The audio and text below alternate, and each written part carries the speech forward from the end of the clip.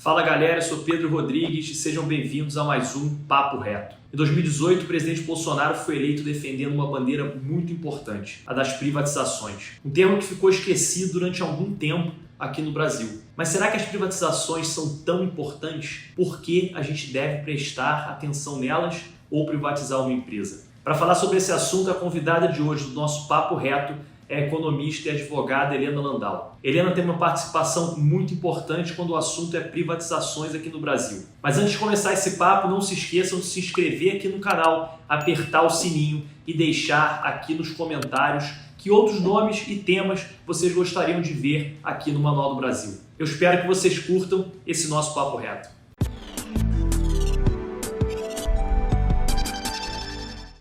Bom, gente, bom dia. Boa tarde, boa noite para quem está assistindo a gente, independente do horário. Sejam bem-vindos a mais um Papo Reto aqui no Manual do Brasil. E hoje a nossa convidada é a economista e advogada Helena Landau, que tem uma experiência enorme de Brasil, de governo, de privatização. E, Helena, seja bem-vinda aqui ao nosso canal. Tenho certeza que esse bate-papo vai ser super enriquecedor para os nossos ouvintes aqui. Eu queria que você começasse contando quem é a Helena Landau e como é que é a sua história aí na economia e no direito, né? Bem-vinda. Primeiro, obrigado, Pedro, e vou repetir, bom dia, boa tarde, boa noite, né? Porque a gente nunca sabe que horas que as pessoas estarão nos ouvindo. Bom, eu sou economista de formação, fiz economia na PUC do Rio de Janeiro, onde eu também fiz meu mestrado, né? Na época, a gente lidava muito com as questões de inflação, né, de hiperinflação, era o grande foco do Departamento de Economia da PUC. Não era só teórica a discussão, tinha uma discussão de política pública, sempre foi voltada à política pública e, não por acaso, boa parte do departamento, ou se não todo o departamento, esteve envolvido no plano real, né? E foi lá, nesse grupo, depois que parte do departamento foi para o governo, eu era assessora do Tasso Gereissati no PSDB. O Tasso virou presidente do PSDB no início dos anos 90, 91, eu acho, e me escolheu para ser assessora direta dele, da presidência do PSDB, para a gente poder fazer um esboço de um plano de governo que viesse alguma candidatura em 94, e eu fui para ser assessora dele. Nessa convivência dentro do PSDB, a gente trouxe também o papo, de novo, com os economistas da PUC, e quando o ministro Fernando Henrique se torna ministro da Economia, era ministro das Relações Exteriores, a gente, então, entra o grupo no governo, né? O ministro da Fazenda, Fernando Henrique Cardoso. E aí eu vou para o BNDES, primeiro como assessora da presidência, o presidente da época era o Pércio Arida, depois eu viro diretora de desestatização do BNDES. E aí lá eu fico uns 3 anos, até 96, saio, faço uns pequenos trabalhos em consultoria, muito voltada a time de futebol, né? Tentando reestruturar, profissionalizar o futebol, né, da maneira que eu achava que a gente tinha conseguido melhorar a gestão das empresas públicas, e consultoria na área de energia elétrica, basicamente.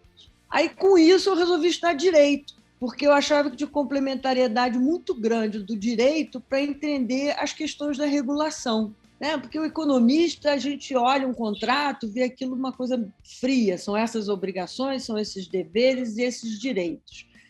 Mas a administração pública, principalmente se tratando de serviço público, que é o caso de energia elétrica, onde eu sempre transitei, ela tem poderes de alguma intervenção no mercado, desde que compense, né, o investidor, o concessionário, o consumidor, dependendo da forma de intervenção. Eu achava aquilo muito estranho. Como é que alguém podia intervir num contrato? Não causaria uma enorme insegurança para o investidor? Quais eram os limites da regulação? Isso me interessou, eu resolvi estudar direito. E foi a melhor coisa que eu fiz, porque a complementariedade é muito grande, principalmente nessa área de serviços. E cá estou. Depois eu virei sócia do escritório de Sérgio Bermudes. Aí a aula que eu dava de macroeconomia, eu passei da aula de direito econômico, de economia para direito, direito para economia, e fui fazendo esse misto. Regulação do setor elétrico, publiquei uns artigos nessa área, E como a privatização andou por baixo aí muito tempo, nunca mais se falou em privatização, até que em 2018, no debate eleitoral, ela volta à agenda, um pouco por causa das questões do governo anterior, a mistura de corrupção, a mistura de empresas que estavam quebradas, voltam pelos motivos ruins, né? A gente devia voltar a discutir privatização pelo que ela tem de positivo para a sociedade, mas, de toda maneira, ela volta porque as empresas estatais estavam numa situação muito frágil. E aí eu volto, de novo, então, a me concentrar nas questões de desestatização, além de regulação. Helena, então explica para a gente sobre privatização especificamente, como você colocou, né? Eu acho que, principalmente, talvez uma geração até anterior à minha, né, já tem um olhar de privatização como sendo uma coisa boa, né? Eu acho que, durante muito tempo, como você colocou, ficou meio que esquecido e sendo uma coisa ruim. Então, com a sua experiência em privatização, o que é o benefício dessa privatização para a nossa sociedade e por que determinados setores são estatais e deveriam ser privados? E qual é essa diferença? Quer dizer, por que a gente ouve Petrobras, não pode ser privatizada, que é segurança nacional, mas isso é um termo muito amplo, né? Banco do Brasil. Qual é a sua visão sobre isso? O que pode ser privatizado, o que não pode ser privatizado? Bom, vou tentar fazer dentro de uma linguagem para a gente poder conversar de forma bastante acessível, porque eu não sei qual é o público que está nos ouvindo. Mas nisso, direito e economia ajudam muito, tá? Porque a gente tem que discutir por que o Estado deve estar na economia, né? Na atividade econômica. Essa questão de segurança nacional, setor estratégico, ela é muito subjetiva. Evidentemente que cada governante tem no seu programa de governo uma ideia de estratégico. Tem gente que acha petróleo estratégico, fundamental para a soberania nacional, e tem gente que acha que petróleo nada mais é do que uma commodity que pode ser produzida, vendida e comercializada pelo setor privado. Então, isso vai muito de uma certa subjetividade. O Brasil tem uma herança muito grande de participação do Estado. O Brasil tem uma cultura onde toda a indústria siderúrgica, a própria indústria de petróleo, boa parte da eletricidade, as telecomunicações eram todas servidas pelo setor público. Então, tem essa ideia que, se tinha setor público prestando serviço, tudo era estratégico. Entendeu? Mas não era estratégico, era decisão política, né? A Constituição define muito bem o que é a participação do Estado na atividade econômica. Ela diz assim, olha, é uma exceção. O artigo 173 da Constituição, para quem tiver interesse, diz que a participação do Estado na economia ela é uma exceção. Por quê? Ela só deve acontecer em situações do imperativo à segurança nacional, e petróleo não estaria incluído nisso, ou de interesse público muito bem definido em lei. Então, um exemplo muito claro do que é uma estatal que ninguém discute da sua importância e que deve continuar estatal, por exemplo, é a Embrapa, que é uma empresa de pesquisa na área agrícola, que não gera recursos suficientes para continuar prestando esses serviços e que tem uma externalidade, como os economistas falam, um efeito positivo muito grande na economia. Ela tem um benefício social, que é melhorar a produtividade da agricultura brasileira, por exemplo. Tá? Então, isso justifica que o Estado entre, porque é uma atividade que não tem interesse para o setor privado, não é uma atividade econômica que seja sustentável, e aí os nossos impostos, nós como sociedade, sustentamos essa empresa porque essa empresa nos traz de volta como sociedade muitos benefícios. Tá? Essa é a discussão. Aí a gente vai para outra ponta e pergunta assim, mas eu preciso ter como empresa privada uma empresa de comunicação como uma televisão? Essa é uma discussão cinza, por exemplo, porque outros países do mundo têm empresa pública. O Brasil não consegue ter uma empresa pública que seja com independência política do governante, né? Assim, o TV Brasil, etc., acaba sendo de propaganda e que dá muito prejuízo. Então, justifica os nossos impostos compensarem os prejuízos de uma EBC, que não presta nenhum serviço de volta para a sociedade, que não traz nenhuma programação cultural relevante e que nada mais é do que uma agência de apoio midiático para o governo. Então, são discussões desse tipo. Há questões muito claras, por exemplo, como no passado. Precisa o governo ser dono de uma empresa de fertilizante? Não. Precisa ser o governo dono de uma empresa de siderurgia? Não. Então, as privatizações foram acontecendo. Começa a ter uma discussão na área de serviço público, porque o que acontece? O governo não tinha recursos para manter os investimentos necessários nos anos 80, por exemplo. Teve a crise internacional, não sei se você já conversou com algum economista sobre o que foi a década perdida dos anos 80, mas a gente teve um choque no nosso endividamento, na nossa incapacidade de investir no setor público. E aí isso deu uma margem para uma grande discussão sobre como é que a gente vai fazer para os serviços públicos receberem os investimentos necessários. Essa é uma justificativa para a privatização. Trazer do capital privado aqueles investimentos que o setor público não é capaz de fazer. Quando se trata de serviço público, você não simplesmente vende para o setor privado. Você delega aquela concessão e você regula a concessão. Então, quando você delega uma concessão de energia elétrica ou uma concessão de telecomunicações, ou de saneamento, ou de transportes, você tem uma série de regulação. Quer dizer, o Estado não sai completamente. O Estado só sai completamente quando é uma atividade típica de setor privado, uma atividade econômica que qualquer pessoa do setor privado pode assumir. E só para encerrar essa pergunta, eu acho que é importante, quando se decide a privatização, explicar para a sociedade que a privatização não tem assim o objetivo só de arrecadar dinheiro para o Tesouro. Às vezes você faz uma privatização que o Tesouro ganha muito pouco. Por exemplo, uma empresa que dá prejuízos sistemáticos, as distribuidoras de energia do Norte e Nordeste, que foram privatizadas em 2018, causaram prejuízos bilionários à Eletrobras. Eram mal geridas, tinham um endividamento muito grande. A Eletrobras, ao vender, ela não buscou maximizar o valor daquela empresa, porque aquela empresa não tinha muito valor. O que a Eletrobras faz? Ela pede um valor simbólico, mas na venda ela tem dois objetivos: repassar ao setor privado todo aquele endividamento que ela não tinha, que seria um desperdício pagar aquelas, ela não tinha nem recurso para pagar aquelas dívidas, e pede ao setor privado para administrar aquele serviço com a menor tarifa possível. Tá? Então, você tem várias formas de vender. Por exemplo, saneamento.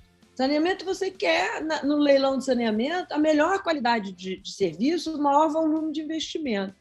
Tem outras empresas que não têm esse rebatimento na sociedade direto como serviço público, você simplesmente quer o maior valor possível. Né? Então, não existe isso que a privatização é feita só para a questão fiscal. Ela tem que ter a questão fiscal é importante no que deixa de gastar, é importante a privatização no que vai gerar de benefício para a sociedade, melhoria de serviços de gestão pública, e porque o governo deixa de perder a sua atenção em assuntos que não são deles e vai focar naquilo que ele faz melhor, ou que ele deve fazer melhor, que é a saúde, que é a educação, que é a segurança, essas atividades clássicas de governo. Ou seja, é uma ilusão, então, quando a gente vê aquela discussão de privatização da SEDAI, o saneamento, eu acho que é muito claro. Não, a gente está entregando, a SEDAI dá lucro e logo a gente está entregando a água. As pessoas podem achar que aquele dinheiro, aquele valor, né, o dono, o capitalista selvagem, vai pegar a água e vai dar um preço na água caríssimo e tudo vai ficar mais caro e tal. Na verdade, o que você está falando é que não, que o Estado não vai sair daquele setor. Ele vai continuar regulando de uma outra maneira, não atuando na atividade, mas regulando.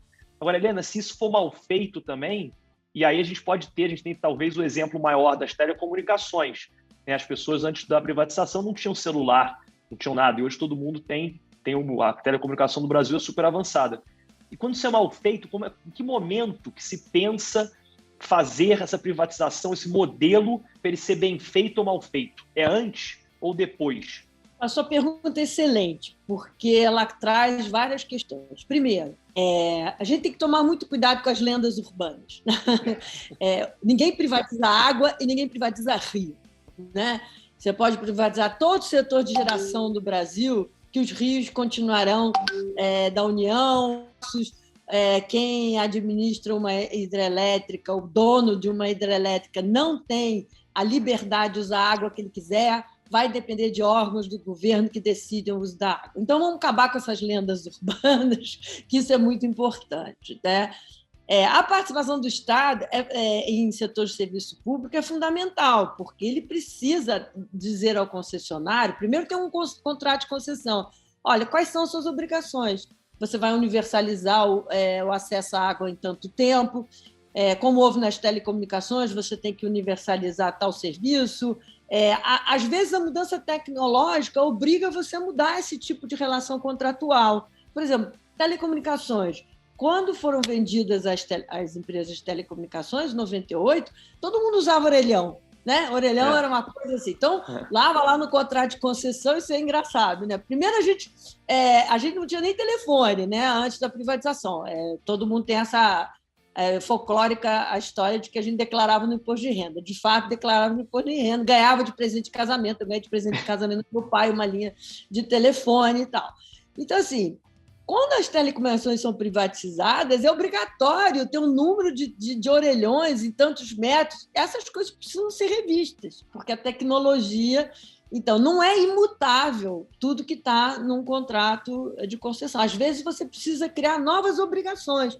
Por exemplo, você vê uma estrada para um volume de carros, aí aquele volume aumenta, você pede para aumentar uma faixa, aí você tem que dar uma remuneração também maior para o concessionário. Então, assim, tem um contrato que se regula e que, em geral, é antes da privatização. Deve ser feito antes da privatização.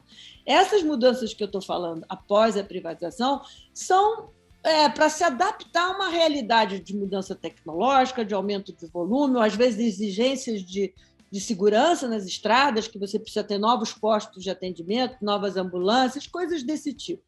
Mas, assim, a regra geral é você pensar o setor antes. Você tem que dizer, olha, esse setor de saneamento está com tal situação, a gente quer ganhos de escala, a gente quer juntar municípios pequenos, a prioridade é investimento, a prioridade é redução de tarifa, como é que a gente acomoda todos esses objetivos de aumentar o valor de investimento, mas, ao mesmo tempo, não aumentar a tarifa demais, como é que a gente coloca a tarifa social para o pessoal de baixa renda, como é que isso afeta a remuneração, que tipo de desenho de competição eu quero para o setor. Vamos dar o exemplo da Petrobras. Se eu resolvo privatizar a Petrobras, evidentemente que a Petrobras não pode ser privatizada com um monopólio de fato que ainda ela tem, apesar de todas as exigências do governo de vender refinaria, de desverticalizar, ela ainda tem muito poder de mercado. Você tem que pensar no mercado onde o setor privado que vai assumir potencialmente uma Petrobras possa gerar, de fato, competição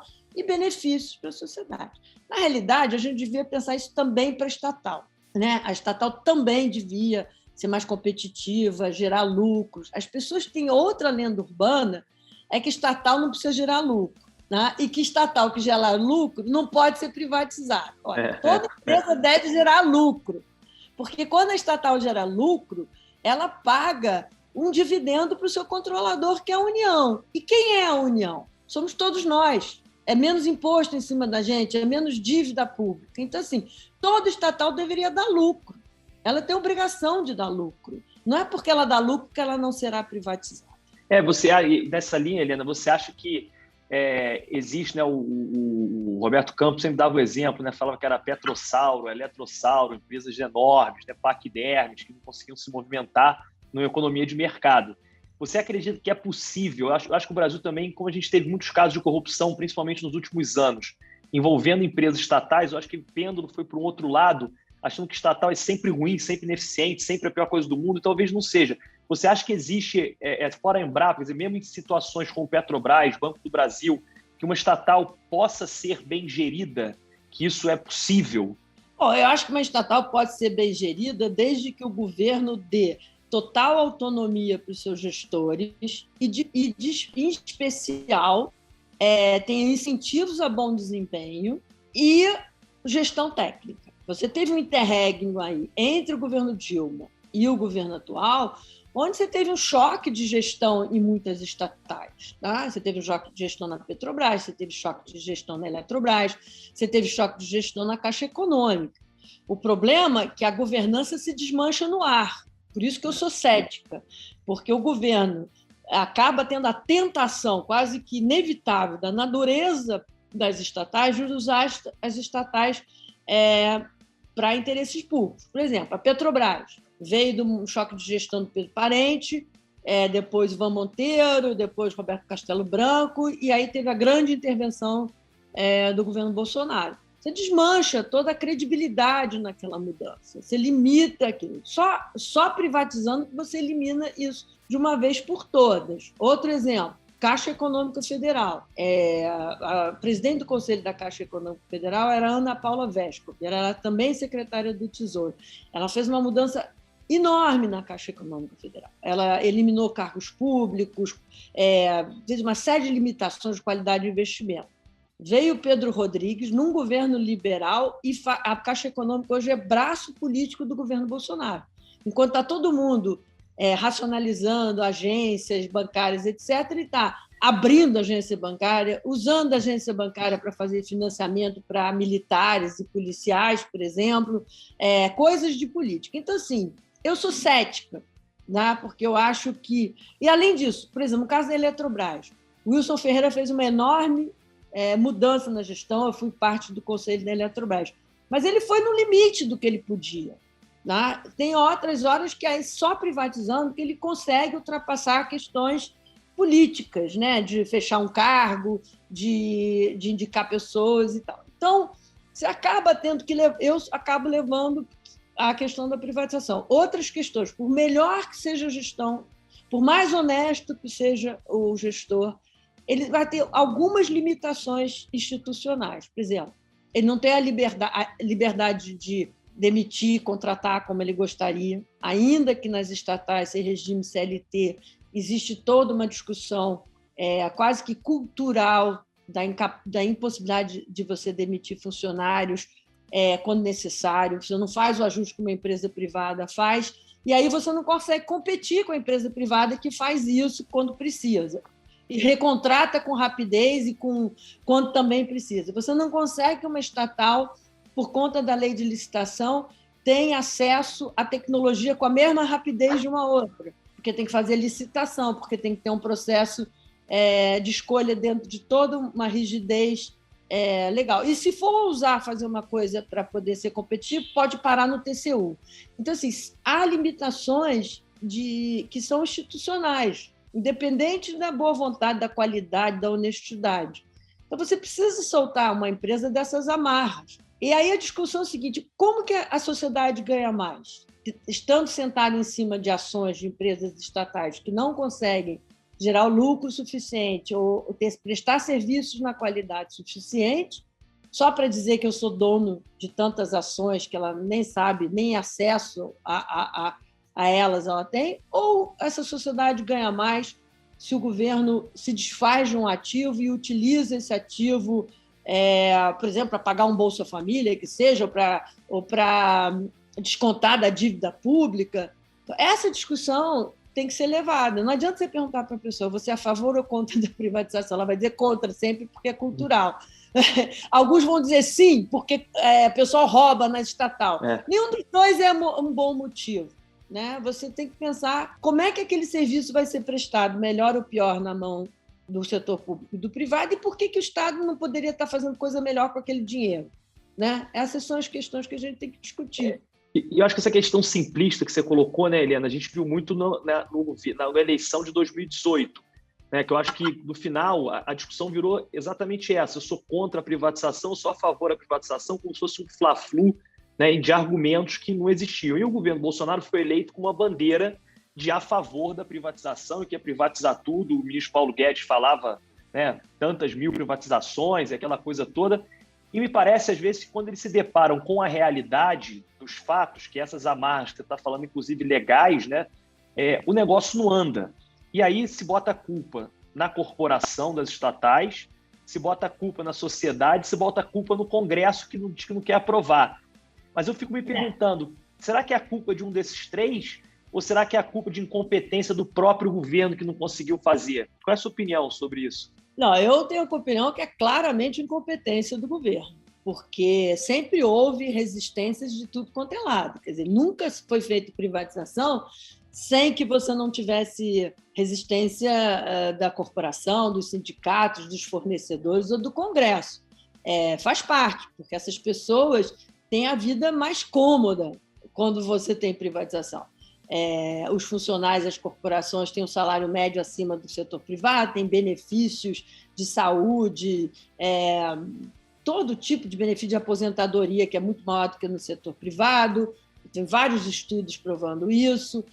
Você tem dificuldade, uma estabilidade cultural para aquele funcionário. Você prejudica o bom funcionário, porque você tem muito poucos mecanismos de avaliação de desempenho e de remuneração ao bom funcionário, né? Aquele bom funcionário não tem como ganhar muito mais do que o mau funcionário, você acaba nivelando.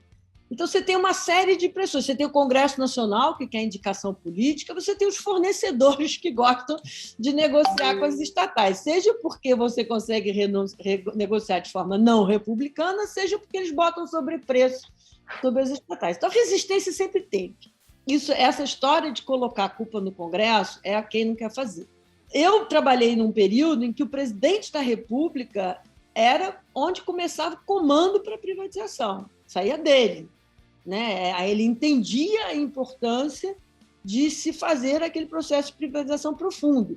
Foi o presidente da República que encaminhou 5 emendas constitucionais em um ano de 95 para permitir o avanço da privatização, entre elas a quebra do monopólio da Telebrás e a retirada do monopólio de petróleo da Petrobras indo para a União, que agora pode delegar.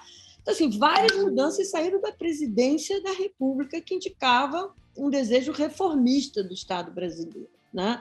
Não fosse essa firmeza, nem o ministro do Planejamento, nem o presidente do BNDES, nem eu, como secretário de Desestatização, teríamos força de forma isolada para isso. Agora, também partia da equipe embaixo do presidente toda a montagem de argumentos para convencer ao presidente da República da necessidade daquelas reformas, e argumentos com muita credibilidade, com muita questão técnica. Então, você tem uma troca aí, o presidente firme, um presidente que acredita na sua equipe, e é uma equipe que insiste com o presidente na necessidade das reformas. Tá? Isso é fundamental.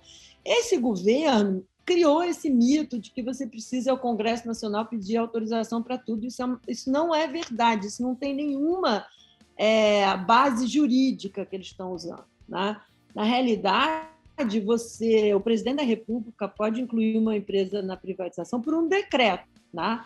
Existem pouquíssimos casos em que o presidente da República precisa autorização do Congresso Nacional para vender uma empresa estatal, que são aquelas empresas que têm a perda do controle da União proibida em lei. Que empresas são essas? A Petrobras, que tem um artigo dentro da lei da Petrobras que impede, acho que é o artigo 62. O Banco do Brasil é a Caixa Econômica, que tem um artigo dentro da própria lei geral do PND, que também as exclui da regra do PND. E, recentemente, isso incluiu a Eletrobras, porque quando o presidente Fernando Henrique decide privatizar a Eletrobras, ele o faz por decreto. Só que o presidente Lula, em cima de uma lei criada pela então ministra Dilma Rousseff, retirou a Eletrobras do Programa Nacional de Desestatização. Então, ela precisa entrar por lei. Fora isso, você não tem esse problema. Você pode ter ajuste, por exemplo, assim, eu preciso, no Correios, alguma modificação legal para que o Correio possa ter seu serviço delegado. Eu preciso, na Casa Moeda, tal coisa. Mas a decisão de incluir o Correios no programa de privatização é do presidente da República. A decisão de incluir a Valec no programa de privatização é do presidente da República. Ou a EBC é do presidente da República, ou tantas outras, Hemobras, Imbel. São dezenas de empresas estatais que podem ser incluídas no programa de privatização apenas por um decreto presidencial. Portanto, esse programa de desestatização do governo Bolsonaro, sob a administração do ministro Paulo Guedes, é um fracasso. Eles não venderam nada, criaram uma, né, que é uma empresa de tráfego aéreo, que supostamente era necessária para você tirar o controle de tráfego aéreo de dentro da Infraero, porque o setor privado não pode fazer controle de tráfego aéreo, é um dos casos onde tem que haver uma empresa estatal, e mantiveram a Infraero estatal. Então, assim, não foi a lugar nenhum. A esperança deles agora é a Eletrobras. É só isso justifica o equívoco de ter feito uma privatização da Eletrobras, ou estar fazendo uma privatização através de medida provisória, que é um absurdo total e absoluto você vender uma empresa estatal com medida provisória.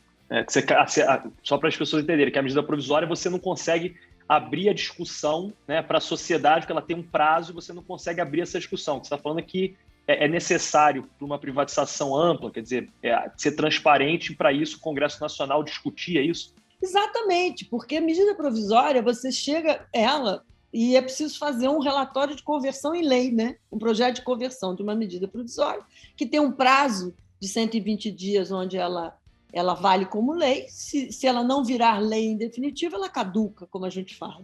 Então, 120 dias não é prazo para discussão de uma privatização, muito menos de uma privatização de uma empresa da importância da Eletrobras. Quer dizer, você não conseguiu discutir a privatização da Eletrobras em si. Por que a Eletrobras é vendida como um todo pela holding e não houve a discussão de uma certa divisão de um mercado para ter concorrência? Por que o valor que as pessoas estão calculando pelas concessões que a Eletrobras tem que renovar tem aquele valor? De onde saíram esses números? Nada disso foi discutido. Isso nunca aconteceu no programa de privatização. O programa de privatização sempre tem o modelo baseado em estudos. O BNDES contrata consultores, os consultores ouvem os especialistas, fazem audiências públicas, tem uma relação com a sociedade para discutir, vai no limite de ouvir as opiniões. Óbvio que tem de tudo, tem gente que não pode demitir ninguém, outros não pode vender assédio, e você ouve e incorpora aquilo que é razoável, né? Não se incorpora toda e qualquer ideia, mas você incorpora aquilo que é razoável e aquilo que não atrapalha os benefícios que pode trazer da privatização. Nesse caso, não houve isso. Quer dizer, já não tinha havido, porque o governo Temer já decide privatizar a Eletrobras com o modelo pronto, sem nada, sem BNDES, sem nada, porque ele decide divulgar o modelo antes que o Congresso Nacional tivesse dado a autorização para ele privatizar. Então, ficou uma coisa assim, mal feita desde o início, que é o cachorro correndo atrás do rabo. Quer dizer, o Temer divulgou um projeto que dependia da autorização legislativa, a autorização legislativa não saía, o BNDES não podia começar os estudos, aí o Bolsonaro resolve fazer de uma forma abrupta, muito provavelmente para dar uma resposta à sociedade depois que ele demitiu o presidente da Petrobras. Ele precisava mostrar que ele não era tão anti-privatização ou anti-independência das estatais, e ele acelera através de uma medida provisória, e é um absurdo completo, né? E durante a tramitação da medida provisória, o que acontece? O relator deixa a discussão da privatização da Eletrobras de lado, não se discute nada, todos esses elementos que eu falei, por que é aquele preço das outorgas, por que a divisão de recursos, por que a Eletrobras é vendida por inteiro, para discutir uma série de emendas de acomodação política para que fosse possível vender uma empresa, estabelecer a forma de venda em apenas 120 dias.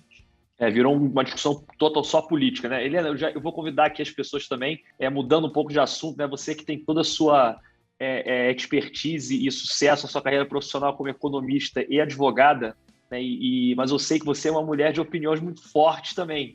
Eu queria até todo mundo que pode seguir no LinkedIn, nas redes sociais, vai ver que você não tem, assim, às vezes até papas na língua. Eu adoro quando você escreve as coisas, seus artigos são assim, sabe que todo mundo queria falar, mas as pessoas não conseguem falar. Eu acho que você consegue traduzir ali muito bem. Tem um artigo seu do sonho que você teve com o seu pai, que eu li, que eu achei espetacular. E aí, indo por essa linha, assim, um pouco mais até polêmica, o que você está achando, de modo geral, né, desse desgoverno que a gente já falou que tem, né, principalmente com relação à área econômica e essa discussão de pandemia, que eu acho que aí vira um bate-cabeça generalizado, né? Como é que você, com a sua experiência, que você já teve em governo, né, você já teve aí enfrentando desafios difíceis que também eram obrigatórios, aí ter um jogo de cintura, trabalhar com a política, né? Não é só... está falando uma pessoa que já viveu isso. Como é que você está vendo aí? Você acha que a gente tem uma saída? Como é que é a sua leitura disso? Olha, eu acho que você falou bem claramente, é um desgoverno, né? É um desgoverno e eu acho que na área econômica ficou muito claro que essa piadinha do posto Ipiranga era muito cômodo para o Bolsonaro, né? Só o Paulo Guedes que acreditou que ele teria autonomia de alguma coisa, porque o Paulo Guedes vive no mundo Paulo Guedes, na realidade paralela dele, né? Tem uma piadinha nos nossos grupos que cada vez que ele anuncia grandes efeitos, alguém fala, eu quero ir viver no mundo Paulo Guedes, né? Então, assim, e aí você tem assim, uma falta clara de projeto. Né? Você não sabe o que é o projeto para esse país, qual é o que está se querendo com esse país. Você tem uma listinha que estava na campanha eleitoral. Olha, eu quero um país liberal na economia, deu-se muita ênfase à liberdade econômica, não se disse como ela ia ser atingida, fizer aquela listinha tradicional, vou privatizar, vou demitir funcionário público, abrir a economia, aquela coisa do discurso, não fez nada disso. E as pessoas esqueceram toda a parte do liberalismo, de fato, né? Assim, que completa a ideia de liberalismo, que não é só a liberdade econômica.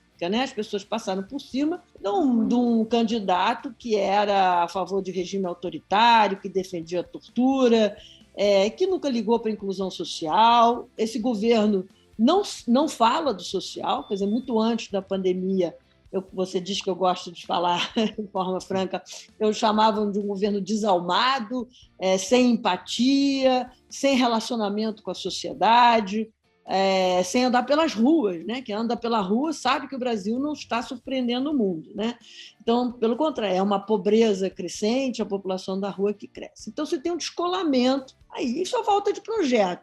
Isso na minha época não tinha. Eu tive o privilégio de trabalhar numa equipe que não era só da economia, mas num governo onde havia projeto. Quer dizer, se você olhar as políticas de educação do Paulo Renato no governo Fernando Henrique, as políticas de saúde com José Serra, as políticas de transferência de renda, desde a Ruth Cardoso, Wanda Engel, todo o pessoal da área social, olhar a reforma do Estado, reforma fiscal, reforma administrativa do ministro Bresser, tudo era um todo. Você tinha uma visão de Brasil que você queria. Era um Brasil moderno, um Brasil tinha abertura, deu continuidade à abertura comercial começada pelo Collor, tirou a proteção à indústria. Quer dizer, você tinha um projeto grande e aí as pessoas sabiam que faziam parte de um todo. Né? Não havia essa cacofonia que você tem hoje em dia, que cada um fala alguma coisa. Todo mundo sabia qual era o projeto que a gente estava indo, né? Para onde a gente estava indo. Estabilização monetária, com responsabilidade social, com responsabilidade fiscal, com uma indústria mais competitiva, coisas assim, começa a questão de sustentabilidade, toda uma discussão e fortalecimento das instituições democráticas. Né? O Fernando Henrique fez um jogo muito forte de fortalecimento da relação dos três poderes. O que a gente tem hoje é exatamente essa ausência de projeto. Né? Você tem um presidente da República que inaugura Ponte de Madeira, reinaugura a agência bancária, que só está interessado em controlar os órgãos de controle, ele quer controlar a Polícia Federal, PGR, indicar gente para o STF. Os projetos de interesse do presidente da República são projetos ruins, como é a questão da liberação de armas, falta de controle de armas, proteção aos policiais, aos militares, inviabilizando reformas, tanto administrativa como da Previdência, e um silêncio dos seus ministros. Quer dizer, os ministros não têm voz. Os ministros, como o próprio Bolsonaro diz, manda que pode. Obedece quem tem juízo. O Pazuello disse, agora ele não sabe como ele vai responder a isso na CPI. Obedece quem tem juízo. Então, agora, tudo isso vem de uma coisa importante que você falou, uma inabilidade política assustadora, que eu acho que está muito ligada com uma arrogância muito grande. Né? Eu vou vender 1 trilhão, quando não tinha trilhão, vou vender 1 trilhão, não levou nenhum tostão até agora. Eu vou fazer acontecer, não sabe. As reformas são a privatização da Eletrobras, em vez de ter os benefícios, é sempre uma coisa ameaçadora, eu preciso da privatização, senão não tem auxílio emergencial. O auxílio emergencial, por exemplo, saiu a reboque, né? O Congresso, a reforma da Previdência só andou porque o Congresso Nacional assumiu. Então, assim, ele está sempre andando atrás dos fatos, né? Dos acontecimentos. Agora, isso eu acho o que me deixou muito pessimista na privatização da Eletrobras não é nem só o resultado do projeto de lei de conversão da MP, é o que ele sinaliza para o futuro, porque o governo, hoje em dia, é refém do Centrão. Desde que começou a discussão de impeachment do Bolsonaro, ele se tornou refém do Centrão. Então, o Centrão decide quais são as reformas do Brasil. O Centrão vai decidir qual é a reforma administrativa que vai sair, que tipo de reforma tributária a gente vai ter. E aí você tem um governo que não tem controle, nem mesmo sobre as reformas que propõe. Então, eu sou muito pessimista. E você não vê do ministro Guedes e da sua equipe nenhum aceno de um pouco de vontade de negociar politicamente. Tem uma coisa rancorosa, rançosa contra o passado, tudo que foi feito no passado está errado, não consegue trazer luz para o futuro. Então, nós estamos nessa situação muito ruim, um crescimento que aconteceu por causa do preço de commodities, uma série de circunstâncias que a gente não sabe se será permanente, consolidado, estrutural, mas que também não afetou o andar de baixo, né? A gente continua com o desemprego, mercado informal muito alto, de mão de obra não qualificada também desempregada, um atraso na educação. Outro exemplo, qual é a relação da política econômica com o aumento de produtividade? Você teve um aumento de produtividade efêmero aí por causa da pandemia, que gerou esse aumento. Mas quanto se investiu em educação nesse país? Você não sabe nem quem é o ministro da Educação. Infelizmente, a gente sabe quem é o ministro da Saúde. Mas, assim, porque assim, mesmo não tem aquele todo que eu falei para você. Qual é a política de transferência de renda de fato? O que o Ministério da Cidadania está pensando para a incorporação dos invisíveis, né? Que estão cada dia mais visíveis? A gente tropeça nas ruas, nas calçadas, todo dia por um invisível. Então, assim, a gente não tem assim, projeto. E Helena, a gente olhando assim para 22, né? Eu acho que eu tive uma conversa com o Gabeira aqui, um bate-papo com o Gabeira também, e a gente falou uma coisa que, quando a gente olha para 22, a discussão continua sem projeto, porque você conversa com as pessoas e assim, é Lula ou Bolsonaro, mas calma lá, qual é o projeto do Lula, qual é o projeto do Bolsonaro? E não existe projeto, né? A discussão vira sempre personalíssima, né? E aí a gente vai talvez cair, o medo é cair na mesma vala comum que a gente caiu em 2018 e elegeu o Bolsonaro, sem projeto, sem agenda, sem nada disso. E indo um pouquinho para o outro lado, que eu sei também que você tem uma opinião interessante sobre isso, eu não entendo, aí você, do ponto de vista teórico, pode até me explicar para a gente, quando o governo fala que ele é liberal conservador, eu não consigo entender essa definição, porque eu acho assim, se a pessoa é liberal, ela vai aceitar casamento gay. Se a pessoa é liberal, ela vai aceitar determinados costumes e liberdade das pessoas naquele costume. Como é que isso pode funcionar, assim, esse mix? Não, você falou várias coisas interessantes. Primeiro, a polarização só interessa aos que estão na polarização. A sociedade brasileira não ganha nada com isso.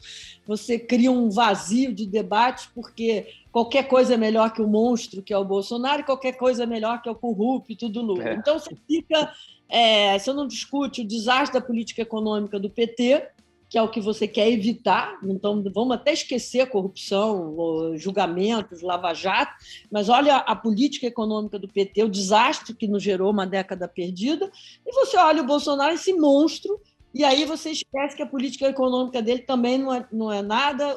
Quando eu falo política econômica, estou falando benefícios para a sociedade, né? Emprego, renda, produtividade, educação, melhoria de vida. Então, a gente acaba não discutindo isso. E só um parênteses, o Gabeira assim, é o único político que eu votei em todas as eleições. E para qualquer situação, em qualquer partido, para qualquer cargo. Né? Então, assim, eu falei para ele que eu acho ele a voz mais sensata em comentários políticos, eu acho ele o máximo. É demais. Eu era garota, abracei Lagoa, já fiz toda campanha de Gabeira, acho que Gabeira é a coisa mais impressionante. Então, eu acho que essa sua pergunta tem muito a ver, né? Nessa polarização. Você esquece o que é esse mundo de centro, que eu acho que os liberais se veem refletidos dentro desse centro democrático. O liberalismo tem extremos também, tem liberais que são completamente a favor de porte de arma, direito natural para você se defender. Eu, por exemplo, sou liberal e sou completamente contra porte de armas. Então, você tem nuances dentro do liberalismo daquilo. O que o liberal quer é o seguinte: a minha independência.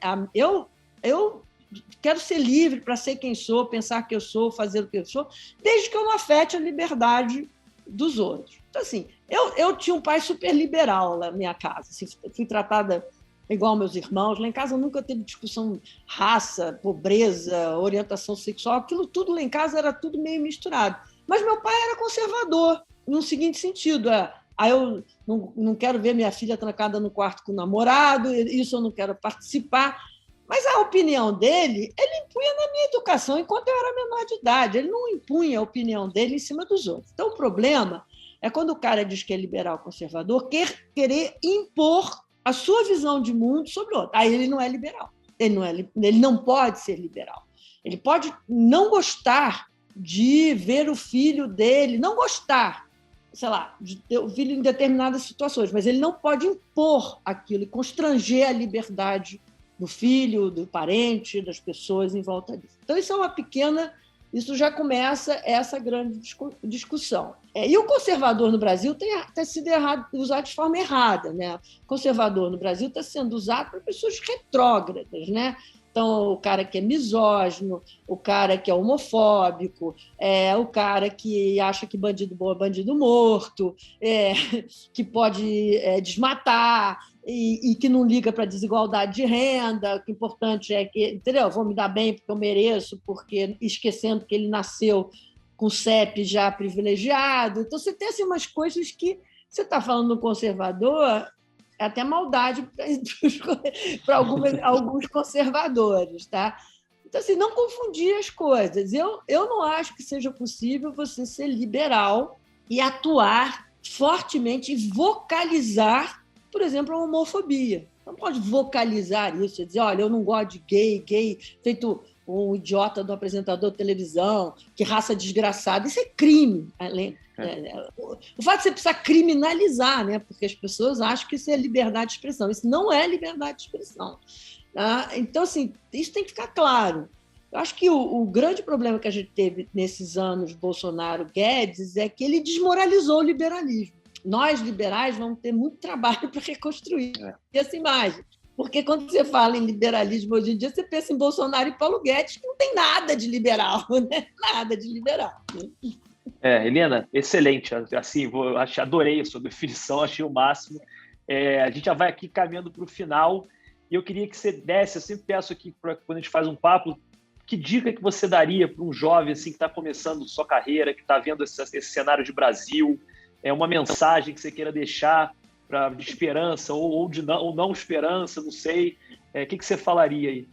Eu acho que o jovem, a grande vantagem de ser jovem é que os próximos 4 anos não vão definir sua vida. Tá?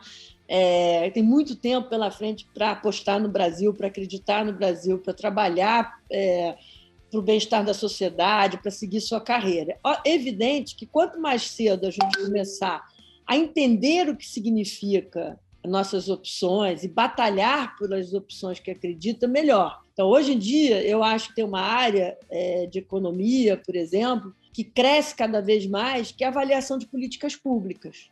Então, para a gente melhorar a qualidade do debate, primeiro, não evitar o debate, não desqualificar o debate. Mesmo que você vá sentar na mesa com alguém que você acha que não tem nada a ver com você, tentar dialogar, tentar convencer. Você é contra a privatização? Por que você é contra a privatização?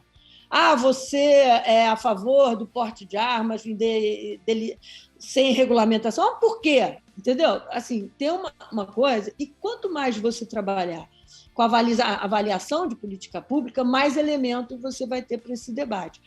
Por que eu não quero o Lula? Não vamos esquecer Lava Jato, como eu falei. Eu não quero porque o Brasil gerou uma década perdida do PT, fez uma transferência de renda perversa, muito mais empresários receberam recursos, apesar da Bolsa Família, etc. Eu não quero Bolsonaro por causa disso. Então, assim, o que eu quero? Então, vamos tentar, com base nas experiências políticas passadas, pensar numa agenda do que eu quero.